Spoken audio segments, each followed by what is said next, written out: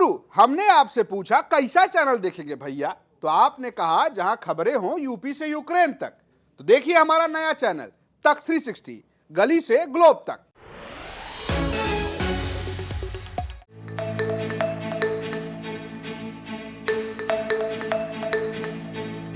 उत्तर प्रदेश के बरेली में इन दिनों विकास की आहट नहीं बल्कि डर की आवाज सुनाई दे रही है। एक नहीं, दो अलग अलग इलाके और दोनों जगह एक ही निशान, लाल रंग का निशान। ये निशान अब सिर्फ दीवारों पर नहीं लगा है बल्कि लोगों के सपनों और उनकी जिंदगी पर लग चुका है। पहला मामला बरेली के थाना सीबीगंज इलाके का। यहाँ करीब 300 मकान और दुकानों पर नगर निगम ने लाल निशान लगा दिए हैं। लोग दहशत में हैं। डर इस बात का कि अगर बुलडोजर चला तो पूरा गांव मलबे में तब्दील हो जाएगा। ये वो घर हैं जहां लोग 30-35 साल से रह रहे हैं। यहाँ बच्चों की परवरिश हुई और यहाँ जिंदगी खड़ी हुई।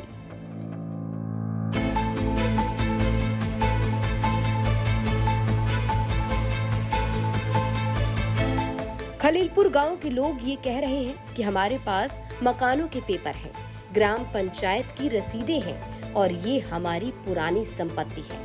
लोगों का दावा है कि नगर निगम ने गलत तरीके से निशान लगाए हैं। आरोप तो यहाँ तक लगा है कि किसी को समझाया नहीं गया, किसी को बताया नहीं गया, बस आकर दीवारों पर लाल लकीर खींची गई। इस पूरे मामले पर नगर निगम के अधिशासी अभियंता राजीव कुमार राठी ने साफ शब्दों में अपनी बात रखी।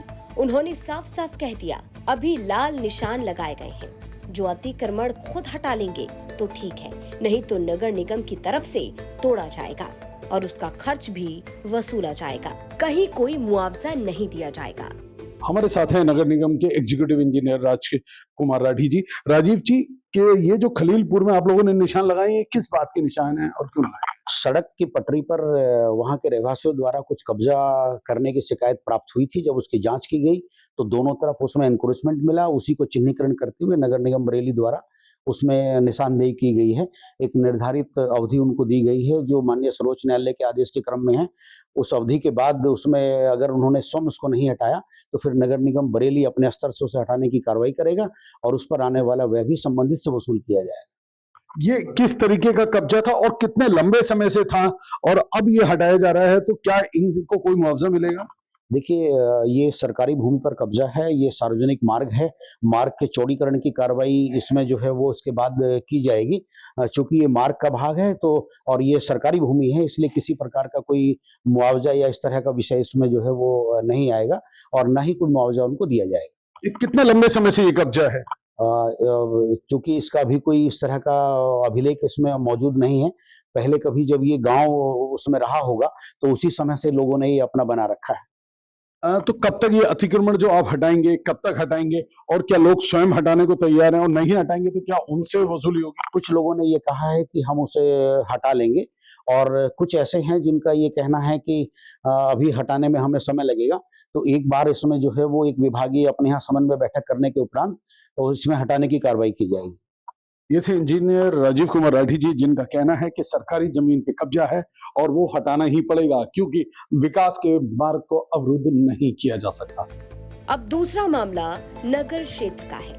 कोतवाली क्षेत्र में तकरीबन 60 दशक पुरानी 50 से ज्यादा दुकानों पर बुलडोजर का खतरा मंडरा रहा है। बताया जा रहा है कि सीएम ग्रेड योजना के तहत सड़क का चौड़ीकरण होना है।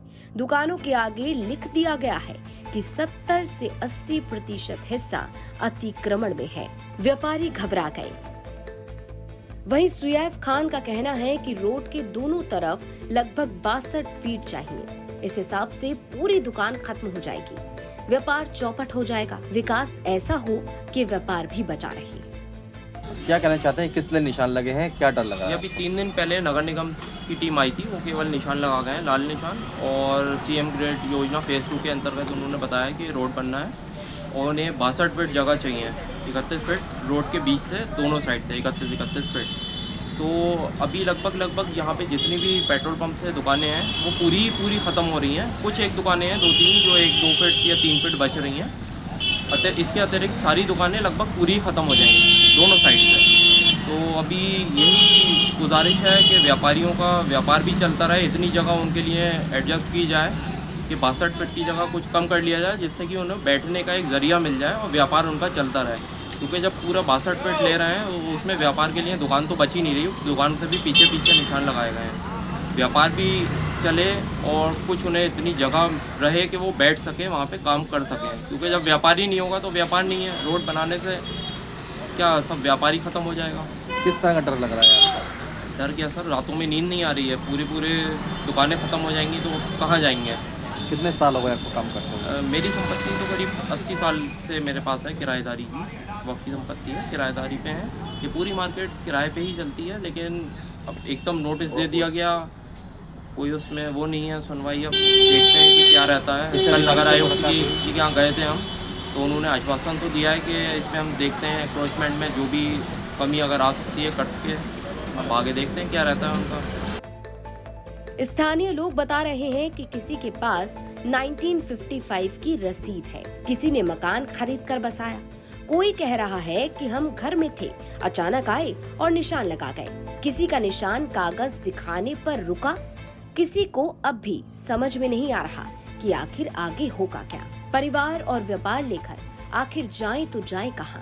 बरेली में आज सवाल सिर्फ इतना है कि क्या विकास की कीमत लोगों के घर, उनका व्यापार और उनकी जिंदगी होगी? लाल निशान अभी दीवारों पर है, लेकिन डर लोगों के दिलों में उतर चुका है। बरेली से कृष्ण गोपाल राज की रिपोर्ट, यूपी तक।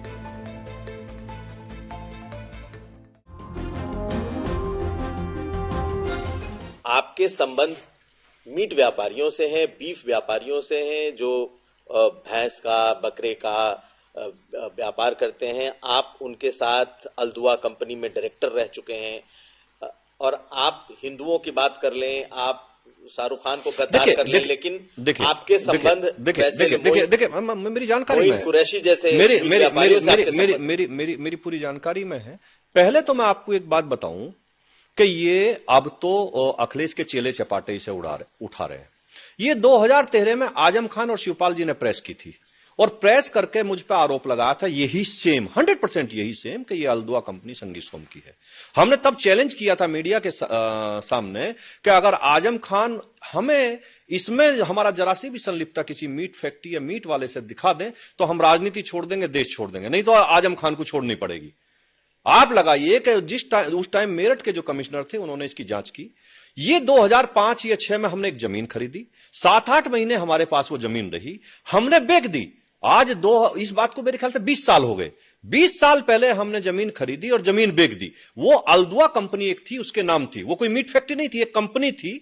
और वो कंपनी चिप्स बना, उसमें 150 ऐसे काम थे जो वो करेगी, ऐसा उसमें लिखा हुआ था। उसमें मीट पैकिंग का और उसका था। लेकिन किसी कंपनी की जमीन खरीदना और उसे बेच देना, और जब 2000 में हमने प्रेस के सामने वो बेचने के भी कागज दिए और खरीदने के भी दिए, तो मीडिया ने के सामने आकर आजम खान कोई जवाब नहीं दे पाए, सरकार कोई जवाब नहीं, सपा की सरकार थी, कोई जवाब नहीं दे पाए। लेकिन आज अखिलेश यादव अब चेले चपाटों से उसे उठवाते रहे अपने से, तो केवल ये तो हिंदू की बात करने वालों को, लोगों को बदनाम करने वाली बात। के तौर पर आपका हमने बताया ना कि कंपनी में 2005 में जमीन खरीदी, उसी कंपनी के नाम वो जमीन थी, और 2006 में बेच दी। तो आप डायरेक्टर बन भी गए।